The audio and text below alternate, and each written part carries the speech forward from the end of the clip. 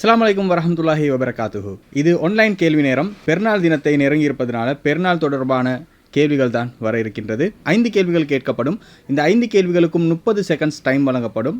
இந்த 30 செகண்ட்ஸ் டைம்குள்ளே கீழே உங்களுடைய பதில்களை கமெண்ட்டில் போடுங்க. கேள்விகளுக்கான பதிலும் அதற்கான ஆதாரமும் வழங்கப்படும். அதேபோல் எத்தனை கேள்விகளுக்கு நீங்கள் சரியாக பதில் சொன்னீங்க என்பதையும் கீழே மறக்காமல் கமெண்ட்டில் போடுங்க. சரி, உங்களுக்கான முதல் கேள்வி இதோ உங்களுடைய ஸ்க்ரீனில். நோன்பு பெருநாள் தர்மத்தை ஃபித்ராவை எதற்கு முன் வழங்கப்பட வேண்டும்? ஏ. பெருநாள் தொழுகைக்கு முன். பி. பெருநாள் பிறை தென்பட முன். சி. பெருநாள் தினம் முடிவதற்கு முன். டி. நோன்பு 27க்கு முன்.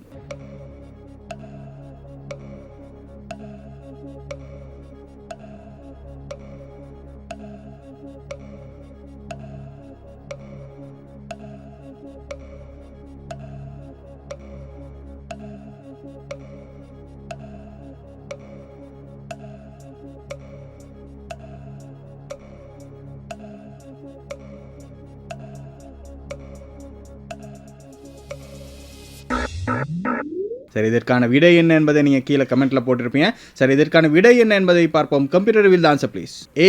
பெருநாள் தொழுகைக்கு முன் என்பது தான் சரியான பதில். நோன்பு ஃபித்ராவை வந்து அனைத்து முஸ்லீம்கள் மீதும் கடமையாக்குறாங்க. அதேபோல் ரசூலுல்லாஹ் சொல்கிறாங்க, யார் பெருநாள் தொழுகைக்கு முன்னாடி இதை கொடுக்குறாங்களோ ஃபித்ராவுடைய நன்மை அடைவார். யார் பெருநாள் தொழுகைக்கு புறவு கொடுக்குறாரோ அவர் சாதாரணமாக சதக்கா செஞ்ச நன்மை தான் அடைவார் என்று நபிகள் நாயகம் ஸல்லல்லாஹு அலைஹி வஸல்லம் சொல்லக்கூடிய செய்தியை பார்க்க முடிகின்றது. சஹாபாக்கள் வந்து பெருநாள் தினத்துக்கு 2-3 நாட்களுக்கு முன்னாடியே நாங்கள் ஃபித்ராக்களை விநியோகிப்போம் என்ற செய்திகள் எல்லாம் நமக்கு பார்க்க முடிகின்றது. அப்ப இறுதி நேரம் பெருநாள் தொழுகை தான். பெருநாள் தொழுகைக்கு முன்னாடி கொடுத்துறணும். அப்ப கட்டாயமாக அனைத்து முஸ்லிம்களும் பெருநாள் தர்மத்தை வழங்கணும்ன்றது நபிகள் நாயகம் ஸல்லல்லாஹு அலைஹி வஸல்லம் அவர்கள் கட்டளையிட்டு இருக்கிறாங்க. உங்களுக்கான இரண்டாவது கேள்வி இதோ உங்களுடைய ஸ்கிரீனில். நோன்பு பெருநாள் தர்மம் ஃபித்ரா எவ்வளவு கொடுக்க வேண்டும்? ஏ. 1 சாவு. பி. 2 சாவு. சி. 3 சாவு. டி. 4 சாவு.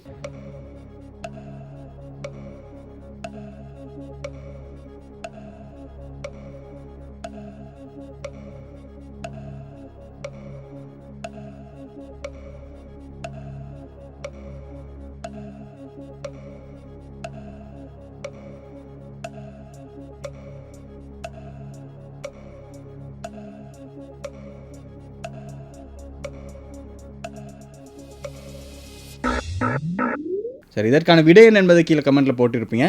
இதற்கான விடை என்ன என்பதை பார்ப்போம். கம்ப்யூட்டர் வில் தான் ஆன்சர் ப்ளீஸ். ஏ. 1 சாவு என்பது தான் சரியான பதில். ரசூல் ஸல்லல்லாஹு அலைஹி வஸல்லம் அவர்கள் அடிமைகள் இல்லாத மற்ற ஆண்கள், பெண்கள், சிறுவர்கள் எல்லாத்து மீதும் வந்து இந்த ஃபித்ராவை வந்து கடமையாக்குறாங்க. பேரித்த பழம், தீட்டப்படாத கோதுமை, இதில் 1 சாவு அளவு நிர்ணயிச்சாங்க என்கின்ற ஹதீஸை நமக்கு பார்க்க முடிகின்றது. 1 சாவு என்பது வந்து ரசூல் ஸல்லல்லாஹு அலைஹி வஸல்லம் காலத்தில் இருந்த மெஷரிங் பண்ணக்கூடிய அந்த யூனிட்டுடைய அளவு.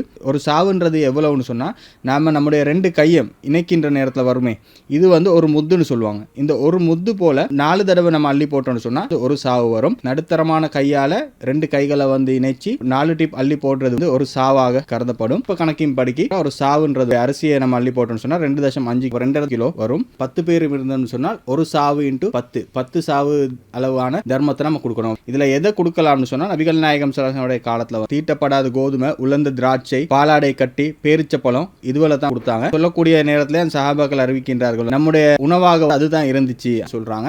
அப்ப நம்முடைய காலத்துல எது உணவாக இருக்குதோ அதை தான் நமக்கு கொடுக்க வேண்டும் என்ற நபிகள் நாயகம் ஸல்லல்லாஹு அலைஹி வஸல்லம் அவர்கள் ஃபித்ரா தர்மத்தை வந்து கடமையாக்கும் போதே அதற்கான காரணத்தை சொல்கின்றார்கள். அதில் ஒரு காரணமாக ரசூல் எதை சொல்கின்றார்கள் சொன்னால், அன்றைய தினத்தில் ஏழைகள் கூட பெருநாள் தினத்தை மகிழ்ச்சியாக கொண்டாட வேண்டும் என்று சொல்றாங்க. அதனால வெறுமனே அரிசியை மாத்திரம் கொடுக்காமல் பெருநாள் கொண்டாடுவதற்கு, மகிழ்வதற்கான, சந்தோஷமா தின்றதுக்கு என்னென்ன தேவைன்றதை பார்த்து கொடுக்கிறது தான் நபி வழி. என்ற நபிகள் நாயகம் ஸல்லல்லாஹு அலைஹி வஸல்லம் காலத்தில் எது உணவாக இருந்ததோ அதைத்தான் அவர்கள் ஃபித்ராவாக கொடுத்திருக்கின்றார்கள் என்பதை நமக்கு பார்க்க முடிகின்றது. உங்களுக்கான 3வது கேள்வி இதோ உங்களுடைய ஸ்கிரீனில். பெருநாள் தொழுகை எங்கே தொழ வேண்டும்? ஏ. வீட்டு அருகில் உள்ள பள்ளியில். பி. திடலில். சி. ஊரில் உள்ள பெரிய பள்ளியில். டி. வீட்டில்.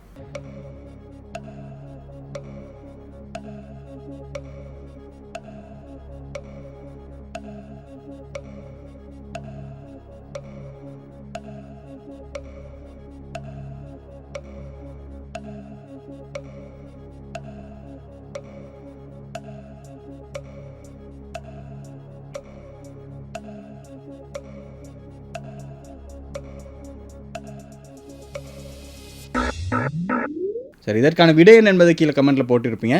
இதற்கான விடை என்ன என்பதை பார்ப்போம். கம்ப்யூட்டர் வில் தான் ஆன்சர் ப்ளீஸ். பி. திடலில் என்பதுதான் சரியான பதில். நபிகள் நாயகம் ஸல்லல்லாஹு அலைஹி வஸல்லம் அவர்கள் நோன்பு பெருநாளும் சரி ஹஜ் பெருநாளும் சரி பள்ளிக்கு போகாம முசல்லா என்ற திடலுக்கு போவாங்க என்ற ஹதீஸை நமக்கு பார்க்க முடிகின்றது. ரசூல் ஸல்லல்லாஹு அலைஹி வஸல்லம் அவர்கள் இருக்கக்கூடிய இடத்துல தான் மஸ்ஜிது நபவி இருக்கின்றது. மஸ்ஜிது நபவியை பொறுத்தவரையில மற்ற பள்ளியில தொழுறதை விட 1000 மடங்கு நன்மை அதிகம் என்று ரசூல் ஸல்லல்லாஹு அலைஹி வஸல்லம் அவர்கள் சொல்லுகின்றார்கள். அப்பேற்பட்ட மஸ்ஜிது நபவியை விட்டு நபிகள் நாயகம் ஸல்லல்லாஹு அலைஹி வஸல்லம் அவர்கள் அங்கே இருக்கக்கூடிய திடலுக்கு சென்றுதான் பெருநாள் தொழுவார்கள் என்கின்ற நமக்கு செய்தியை பார்க்க முடிகின்றது. பள்ளியில தொழுவது நபி வழி அல்ல, திடலில் தொழுவதுதான் நபி வழி. நபிகள் நாயகம் ஸல்லல்லாஹு அலைஹி வஸல்லம் அவர்கள் பள்ளிவாசல் இருந்தும் அது மற்ற பள்ளிகள் எல்லாம் விட 1000 மடங்கு சிறந்த நன்மையை தரக்கூடிய பள்ளியாக இருந்தும் கூட அந்த பள்ளியில் தொழாமல் திடலில் தான் நபிகள் நாயகம் ஸல்லல்லாஹு அலைஹி வஸல்லம் அவர்கள் தொழுந்துள்ளார்கள் சொன்னால் அப்ப பெருநாள் தொழுகை என்பது திடலில் தான் தொழ வேண்டும் என்பதை நம்ம கவனத்தில் கொள்ள வேண்டும். அதே போல ரசூல் ஸல்லல்லாஹு அலைஹி வஸல்லம் அவர்கள் வீட்டிலிருந்து அந்த திடலுக்கு போகும்போது ஒரு பாதையிலையும் திடல்லேருந்து வீட்டுக்கு வரும்போது மற்ற வேறொரு பாதையிலையும் ரசூலா வருவார்கள் என்ற செய்தியை நமக்கு பார்க்க முடிகின்றது. அப்போ இதுவும் ஒரு நபிகள் நாயகம் ஸல்லல்லாஹு அலைஹி வஸல்லம் கற்றுத்தரக்கூடிய ஒரு சுன்னத்து தான், நபி வழி தான். நம்முடைய வீட்டுக்கும் திடலுக்கும் 2 வழிகள் இருந்தால் நாங்கள் அந்த 2 வழிகளையும் போகிறதுக்கு ஒரு வழியையும் வர்றதற்கு ஒரு வழியை நாங்கள் பாய்ச்சிக்கொள்ளணும். அப்போ இதுவும் ஒரு சுன்னத்தாக நாம் செய்வதற்கு பார்க்க வேண்டும். உங்களுக்கான 4வது கேள்வி இதோ உங்களுடைய ஸ்கிரீனில். பெருநாள் தொழும் திடலுக்கு மாதவிடாய் பெண்கள் செல்லலாமா? ஏ கட்டாயம் செல்ல வேண்டும், பி செல்லக்கூடாது, சி அவசியமில்லை, டி விரும்பினால் செல்லலாம்.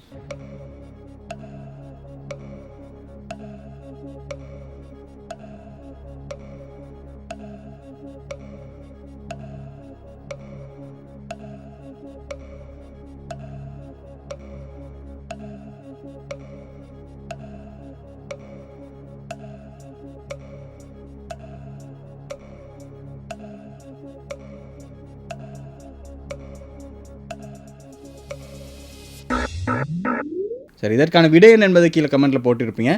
இதற்கான விடை என்ன என்பதை பார்ப்போம். கம்ப்யூட்டர் வில் தான் ப்ளீஸ். ஏ கட்டாயம் செல்ல வேண்டும் என்பதுதான் சரியான விடை.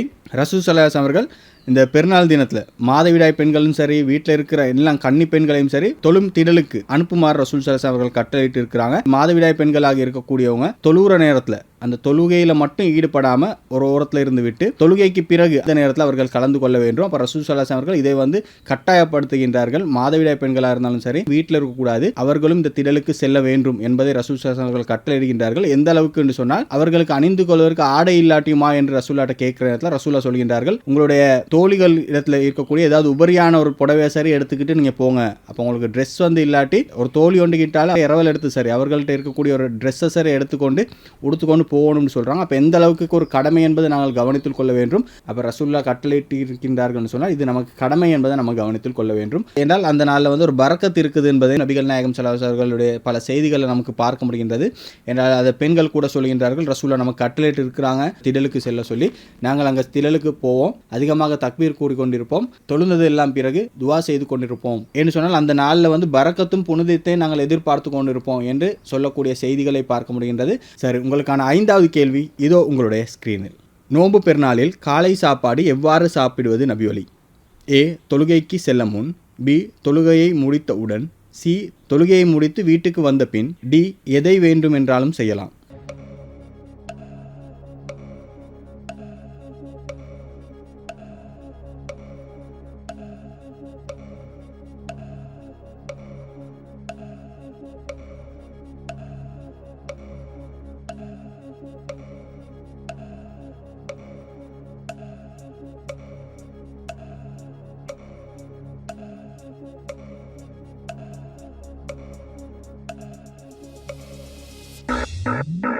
சரி, இதற்கான விடை என்ன என்பதை கீழே கமெண்ட்ல போட்டிருப்பீங்க.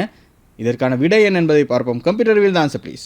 ஏ தொழுகைக்கு செல்ல முன் என்பதுதான் சரியான பதில். நபிகள் நாயகம் ஸல்லல்லாஹு அலைஹி வஸல்லம் அவர்கள் நோன்பு பெருநாள் தினத்தில் தொழுகைக்கு செல்வதற்கு முன்னாடியே சாப்பிடுவார்கள், சாப்பிட்டுட்டு தான் புறப்படுவார்கள் என்கின்ற செய்தியை நமக்கு பார்க்க முடிகின்றது. தொழுகைக்கு முன்னாடியே நாம் ஏதாவது சாப்பிட்டு விட்டு தொழுகைக்கு செல்வது தான் நபி வழி. இதை நாங்கள் கடைபிடிக்க வேண்டும். ரசூல் ஸல்லல்லாஹு அலைஹி வஸல்லம் அவர்கள் செய்திருக்கின்றார்கள் என்பதனால நாமளும் இதை செய்ய வேண்டும் என்பதை நாம் கவனத்தில் கொள்ள வேண்டும். அதேபோல் இந்த பெருநாள் தொழுகை என்பது ரொம்பவுமே கட்டாய கடமையாக நமக்கு நபிகள் நாயகம் ஸல்லல்லாஹு அலைஹி வஸல்லம் அவர்கள் வலியுறுத்திருக்கின்றார்கள். எந்த அளவுக்கு வலியுறுத்திருக்கிறாங்கன்னு சொன்னால், பெருநாள் அன்று நமக்கு ஜும்மா வந்துச்சுன்னு சொன்னால் ஜும்மா எந்த அளவுக்கு கடமை என்பது நமக்கு தெரியும். நம்முடைய வியாபாரத்தை எல்லாம் விட்டுட்டு அல்லாஹ் ரப்பல் ஆலமீன் ஜும்மா தொழுகைக்கு செல்ல சொல்கின்றான். அன்று பெருநாள் வந்துச்சுன்னு சொன்னால் ரசூல் ஸல்லல்லாஹு அலைஹி வஸல்லம் சொல்கின்றார்கள், நீங்கள் பெருநாள் தொழுகையை தொழுங்க, விரும்பியவர் ஜும்மா தொழுகையை தொழுங்க. பெருநாள் தொழுகை கட்டாயமாக நீங்கள் தொழணும், விரும்பியவர் ஜும்மா தொழுகையை தொழலாம் என்று ரசூல் ஸல்லல்லாஹு சொல்கின்றார்கள். நீங்கள் விரும்பினா உங்களுக்கு ஜும்மாவையும் தொழலாம், பெருநாளையும் தொழலாம்.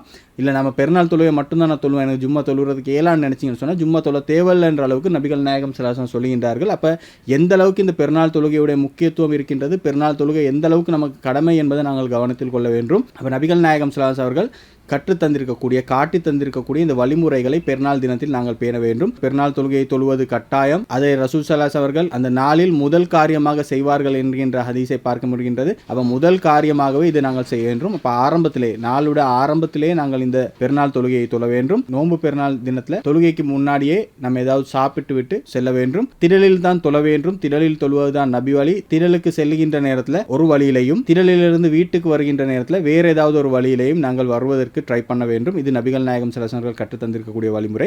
அனைத்து பெண்களும் கட்டாயமாக இந்த திடலுக்கு செல்ல வேண்டும். மாதவிடாய் பெண்கள் உட்பட திடலுக்கு செல்ல வேண்டும் என்பதை நாங்கள் கவனித்துக் கொள்ள வேண்டும். தொழுகையை முடித்த உடனே நாங்கள் வந்துடக்கூடாது. என்றால் பெருநாள் திடலில் பரக்கத் இருக்குது என்பதை நமக்கு ஹதீஸ்களில் பார்க்க முடிகின்றது. அதனால் அந்த பெருநாள் தொழுகையை தொழுந்து விட்டு இமாம் சொல்லக்கூடிய உரையை கேட்டுவிட்டு நம்ம அன்னைக்கு இருந்து நமக்கு தேவையான பிரார்த்தனைகளை அதிகமாக பிரார்த்தனை செய்து கொள்ள வேண்டும். அந்த நேரத்தில் பரக்கத்தும் புனிதமும் இருக்குது என்பதை நமக்கு நபிகள் நாயகம் ஸல்லல்லாஹு அலைஹி அவர்களுடைய ஹதீஸ்களில் பார்க்க முடிகின்றது.